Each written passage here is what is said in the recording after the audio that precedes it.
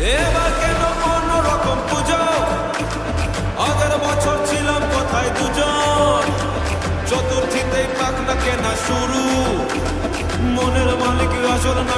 দুর্গাপুজো প্রস্তুতি পর্বের আরও একটি নতুন ভিডিওতে প্রথমে জানাই স্বাগতম। আমি এই মুহূর্তে রয়েছি দক্ষিণ কলকাতার একটি অন্যতম পুজো প্যান্ডেলের সামনে, সেটা হচ্ছে বালিগঞ্জের একডালিয়া এভারগ্রিন ক্লাবের কাছে, যাদের এবারের ভাবনা তিরুপতি অরুণাচলম টেম্পল।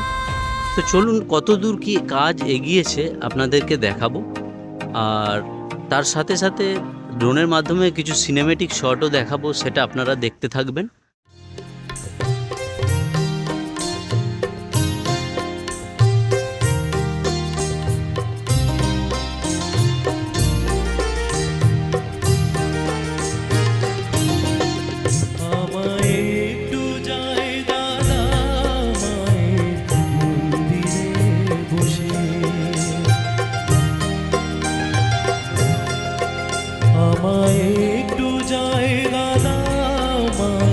এখন চলুন আপনাদেরকে দেখাই মন্দিরের কাজটা ঠিক কতটা এগিয়েছে।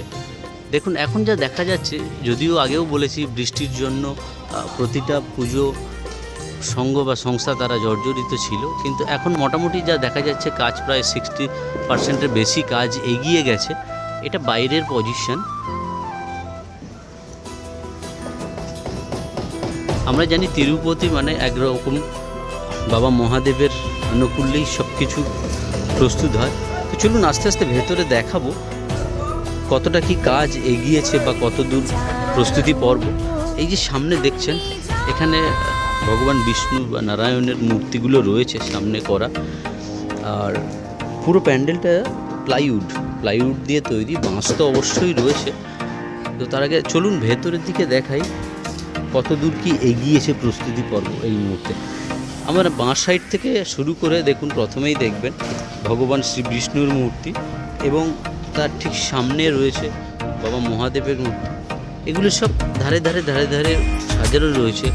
ভগবানের প্রতিটা রূপ এখানে আলাদা আলাদাভাবে প্রস্ফুটিত হয়েছে। দেখুন বাবা মহাদেবের আরেক রূপ। এটা হচ্ছে ভেতরটা, এখনও বাকি রয়েছে, কারণ একটা মন্দিরের আদলে, তা আবার তিরুপতি মন্দিরের আদলে তৈরি করতে সেটা যথেষ্ট পরিমাণ টাইম লাগে। আপনাদেরকে দেখাই সামনে কত সুন্দর লাগছে, ভেতরটার কাজ এত সুন্দর করেছে।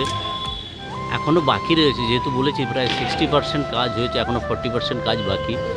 প্রতি বছর এদের এই উপরের দিকটাতে এত সুন্দর একটা লাইট দেওয়া হয়, যা প্যান্ডেলের পুরো মানে ক্রেডিটটা ওই লাইটের উপরেই যায়। তো এই দেখছেন পুরো চতুর্দিকে মানে ভগবান মহাদেবের কত রূপ, সেই রূপগুলো আস্তে আস্তে ফুটিয়ে তোলা হয়েছে। যেহেতু তিরুপতি অরুণাচলম মন্দির, সেই ক্ষেত্রে দেখুন আমার সামনে দেখুন বাবা মহাদেবের আরেকটা রূপ।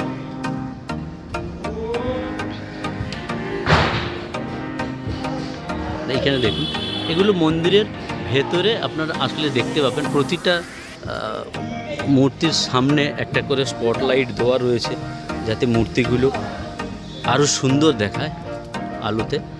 এখনও এগুলো রয়েছে, সব এগুলো বসানো হবে মণ্ডপের গায়ে। এখনও কাজ মোটামুটি প্রায় 40% বাকি আছে। চলুন পুরোটা একবার ঘুরিয়ে দেখাই আপনাদেরকে।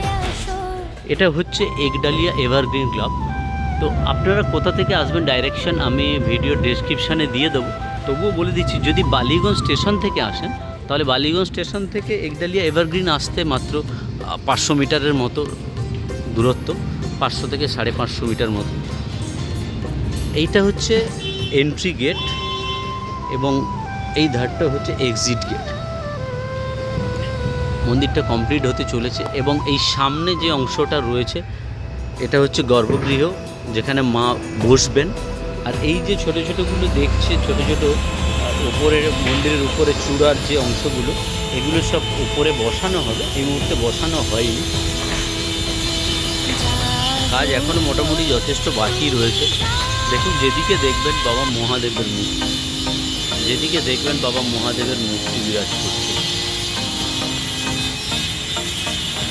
যেহেতু তিরুপতির টেম্পল,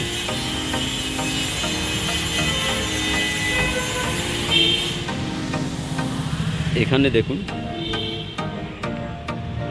অসাধারণ লাগছে। দুর্গাপুজো মানেই বাঙালির কাছে একটা আবেগের জায়গা।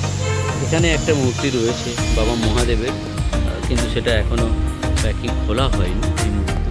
চলুন আপনাদেরকে পুরোটা আরেকবার ঘুরিয়ে দেখাই প্যান্ডেলের ভেতরটা।